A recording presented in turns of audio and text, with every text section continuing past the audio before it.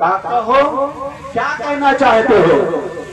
کہا میں نے مانا کہ آپ ایک عظیم بزرگ ہیں اور آپ اپنے فضائل اور اپنے کمالات کو بیان کر رہے ہیں، مگر میں جن سے مرید ہوں، میں جن کے سلسلے میں داخل ہوں اور جن کے سلسلے سے میں منسلک ہوں، میرے سرکار سیدنا غوث پاک رضی اللہ تعالیٰ عنہ جن کے سلسلے سے میں منسلک ہوں، ان کی شان تو یہ ہے کہ جب ان کی والدہ انگلی پکڑ کر کے جب مدرسے میں لے گئی پڑھانے کے لیے اور استاذ کے سامنے سرکار بڑے پیر جب بیٹھے اور استاذ نے جب پڑھانا شروع کیا، کہا بیٹا پڑھو بسم اللہ الرحمن الرحیم، آپ بسم اللہ الرحمن الرحیم پڑھے اور اس کے بعد قرآن مقدس استاذ نے پڑھانا شروع کیا، سورہ فاتحہ پڑھایا، آپ سورہ فاتحہ پڑھتے چلے گئے اور اس کے بعد میں سورہ فاتحہ کے بعد آپ پہلا پارہ پڑھنا شروع کر دیتے ہیں،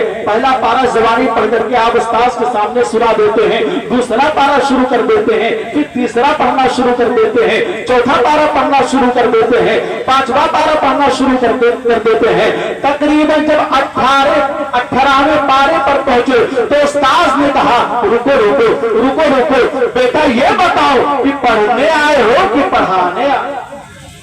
سبحان اللہ سبحان اللہ۔ استاذ نے کہا بیٹا یہ 18 پارے تم نے کیسے یاد کر لیے؟ تو سرکار بڑے پیر نے عرض کیا کہ میری ماں 18 پاروں کی حافظہ ہے، جب میری ماں صبح اٹھ کر کے کوئی کام کرتی تھی تو قرآن مقدس کی تلاوت کیا کرتی تھی اور روزانہ 18 پارے ختم کیا کرتی تھی، چنانچہ میں ماں کی شکم میں رہ کر کے برابر سنتا رہتا تھا، سنتے سنتے عبد القادر نے 18 پارے یاد کر لیے۔ سبحان اللہ۔ اتنا کہنا تھا کہ سرکار بندہ نواز کے سودراز کے چہرے پر تبدیلی آئی اور اس کے بعد انہوں نے کہا کہ میں نے مانا کہ سرکار غوث پاک بہت بڑے بزرگ ہیں، بہت بڑے ہیں، لیکن میں بھی تو کچھ ہوں۔ کیا کہا؟ میں بھی تو کچھ ہوں۔ یہ جملہ ان کی زبان سے نکل گیا کہ میں بھی تو کچھ ہوں۔ اتنا کہنا ہی تھا کہ ان کی ولایت سلب ہو گئی، ان کی کرامتیں چھن گئی۔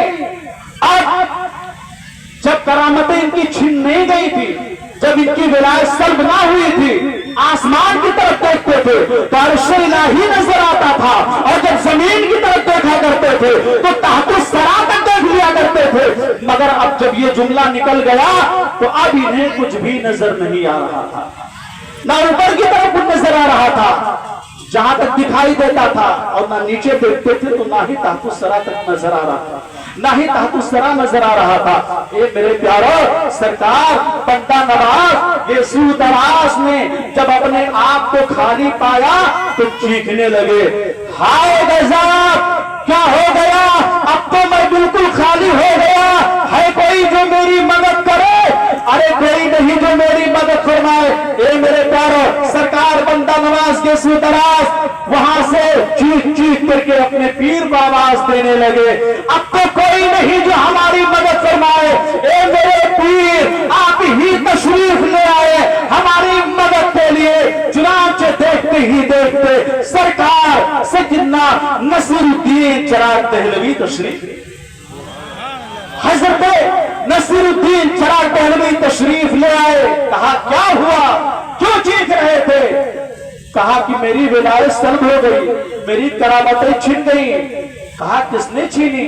کہا معلوم نہیں، البتہ یہ جملہ میری زبان سے نکل گیا تھا سرکار بڑے پیر کے مقابلے میں۔ چنانچہ آپ کے پیر و مرشد نے مراقبہ کیا تو کیا نظر آیا کہ سرکار غوث پاک نے ان کی کرامتیں چھین لی، سرکار بڑے پیر نے ان کی ولایت کو سلب کر لیا۔ نگاہ آنکھیں کھولی اور اس کے بعد ارشاد فرمایا کہ تمہاری کرامتیں سرکار بڑے پیر نے چھین لی ہے، تمہاری ولایت سرکار गौसे पाक ने सब कर लिया है।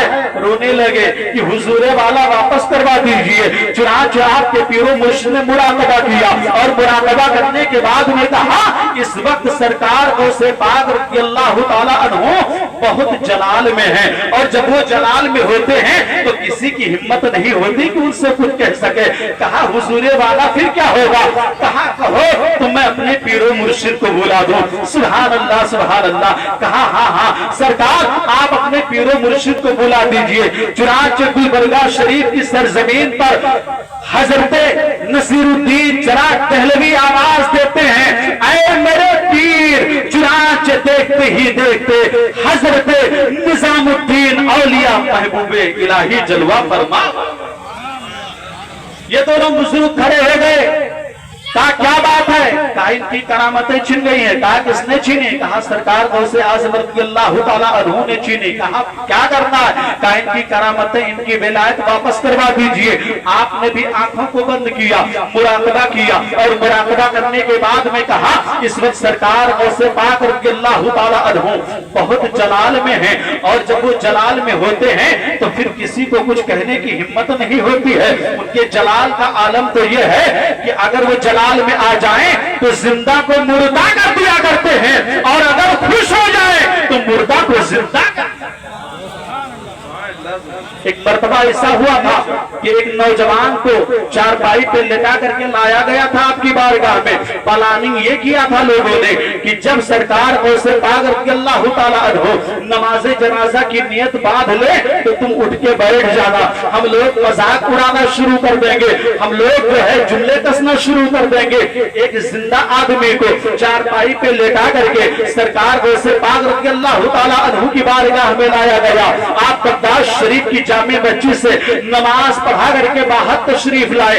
लोगों ने कहा हुजूर वाला नमाज जनाजा पढ़ा दीजिए। आपने इरशाद फरमाया कि किसी और से नमाज जनाजा पढ़वा लो। कहा नहीं हम तो आप ही से पढ़वाना चाहते हैं। कहा नहीं मैंने कहा ना कि किसी और से नमाज जनाजा पढ़वा लो। कहा हुजूर वाला हम तो आप ही से चाहते हैं। सरकार गौसे पाक ने फरमाया कि सुनो मैं जिंदों की नमाज जनाजा नहीं पढ़ाता।